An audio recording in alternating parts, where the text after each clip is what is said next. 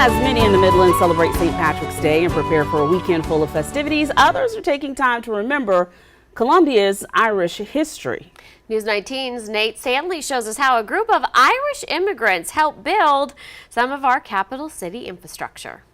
So, these people were seeking a better life. Irish people in the capital city date back to the early 1800s. Eric Friendly of Historic Columbia says conditions in their home country pushed thousands to seek a different life in America. Many found their way to South Carolina as indentured servants, working often for no money for years to build the Columbia Canal. This was the time before power tools. They were just using like a pickaxe and shovel. And so this was really labor-intensive work. A monument was placed in honor of them in 2008. Friendly adds, at one point Irish immigrants were the largest population of immigrants in the city prior to the Civil War.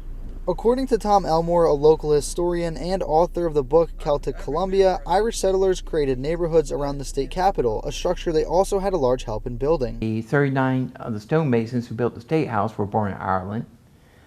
There were 4 pockets of Irish people in Columbia, based on the census records. Heading down Assembly Street, you'll pass another piece of Columbia's Irish history, St. Peter's Catholic Church. Karen Williams is a member at St. Peter's who says the church was started in the early 1800s by John England to meet the needs of indentured servants. When they died, there was no place for them to have a funeral or to be buried. And so this church was established then. Her husband, Darrell Williams, helped create a self-guided tour of the church's 200-year-old cemetery with dozens of tombstones from those born in Ireland.